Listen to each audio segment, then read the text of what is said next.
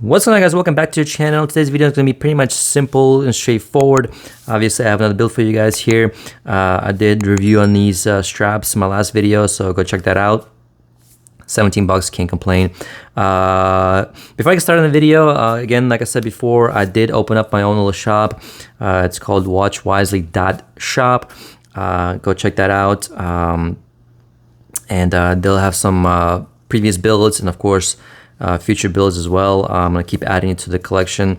If you want to purchase one of these, go ahead and do so. I priced these very competitively, actually on a lower side of anybody else, because honestly speaking, I don't think people should be paying $300 for these builds, in my opinion. Not that they're bad, anything like that, but it's just, to me, they're not worth $300. Just kind of like my 2 cents. But anyways, yeah, like I said before, leather straps. These are Kaoli leather, and these are with the yellow stitching, which I did not know because of you know, the description on on the pictures on AliExpress. You have a blue Sunburst style NH38 case, and I got some, I believe these are AP style hands. I'm pretty sure they're AP style hands. Something different than the usual you know, whatever I usually get, which are I don't have them at the moment, but yeah, I use these right here. But anyways, let's get started. So as always, you want to double check or triple check on the movement, make sure it's working fine.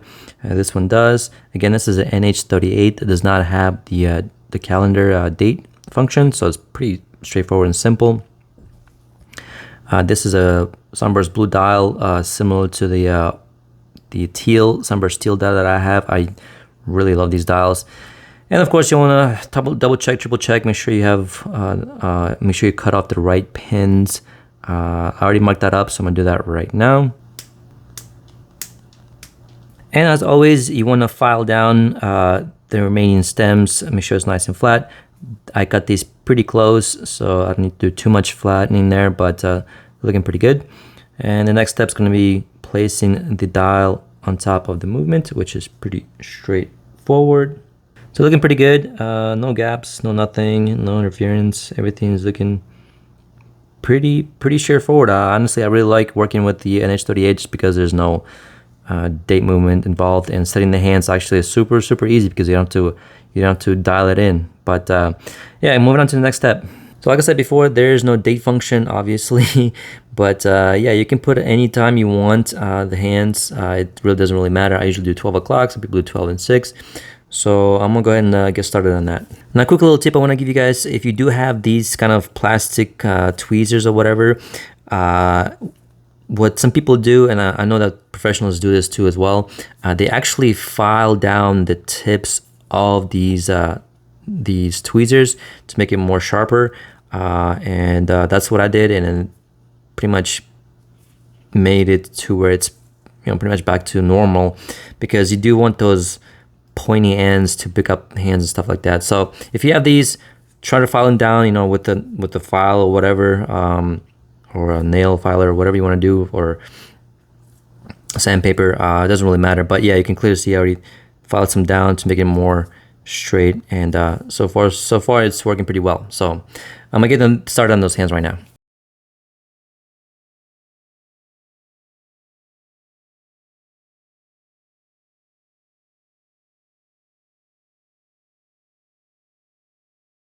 Alright, so the hour hand looks pretty good. Again, this is pretty simple just because you don't have the date window or whatever, so you can just set it to whatever you want. If it's a little bit off, you can just move the movement.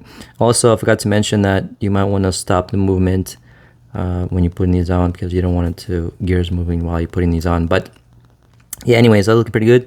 Moving on to the minutes.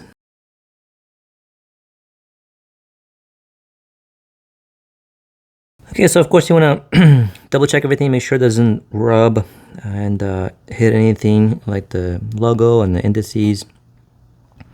Just give it a nice little turn all the way around, and so far it's looking pretty good. The minute hand gave me a little bit of trouble, but I think it'll be a-okay.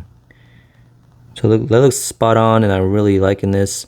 I really like these hands too. They're definitely different from what I'm used to, but so far so good. Moving on to the seconds.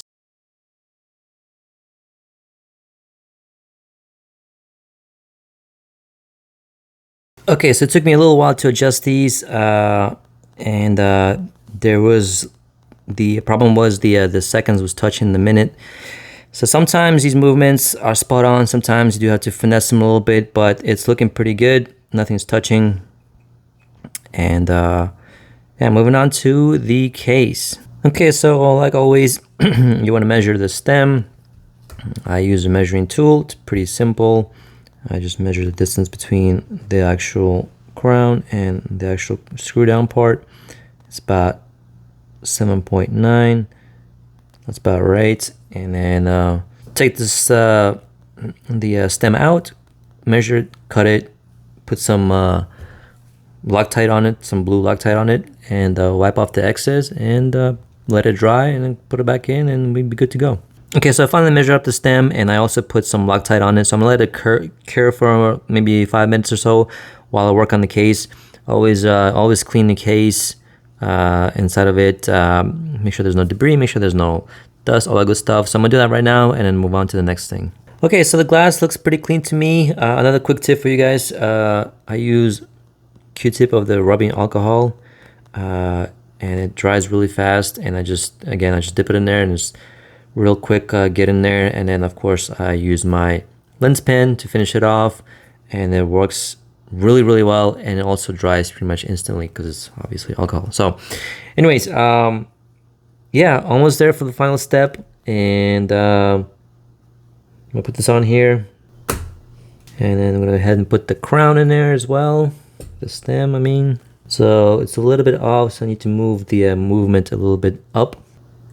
So like I said before, you want to have play in there, and then you want to make sure that when you wind the watch, you're not actually screwing it in. But that looks pretty good, and you don't want the gap between here as well. You don't want that gap because there's a gasket inside this crown that prevents water from getting into the case. So you want no gaps at all whatsoever. That looks pretty flush. Looks really good. And then of course second to last is your gasket, right?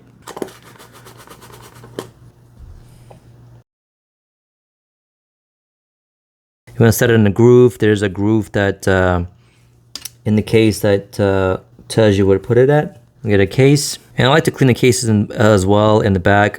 This one has a film on it, so it's not as bad because it does look kind of dirty, but there's a film on it. But just to give it a nice little quick rundown, doesn't hurt. I take off the case protective thing here. You see that, and then give it a little clean as well. Okay, that looks pretty clean. Again, make sure before you put the case back on, you dust it a little bit. Make sure there's no debris, make sure there's nothing in there. So the last thing you want in there is some dust or whatever. Place it back on, and then get a little rubber ball. And I do have a case back tool, and I like to give it a nice little twist. I mean, that feels pretty good actually. And again, so far it looks pretty nice, and I love the blue.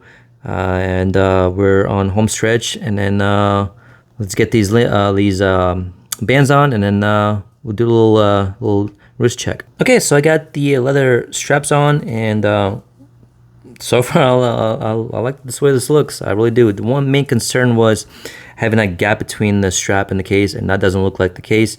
I think it fits nicely. One quick little tip too, if you're doing these, you want the clasp at a 12 o'clock position, right? You don't want to be on the other side. That's the general rule. So let me measure these up real quick. And by the way, to do this, you just unhinge this, comes off like this, and then you want to measure it on your wrist, the distance, right? And then put on these holes, slide it through, clap it down, and there you go, you're all set. So let me do that right now, and then I'll do a final reveal. So there you have it, guys. A nice little leather strap with a Sunburst blue dial timepiece. I wasn't sure how the black and the yellow and the silver are gonna go together, but overall I think it came out really well. I'm super excited about this and super happy how it looks. Again, I'll definitely take some shots with the sunlight as well. But overall, I'm extremely happy how this came out, honestly.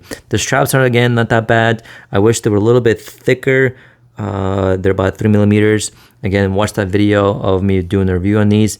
But overall, I think it came out really nice, and I definitely can't wait to wear it somewhere nice. But again, this came out just right. And to take this off, it's super simple. You just press these two buttons, unclasp, boom, here you go. And it stays like this forever.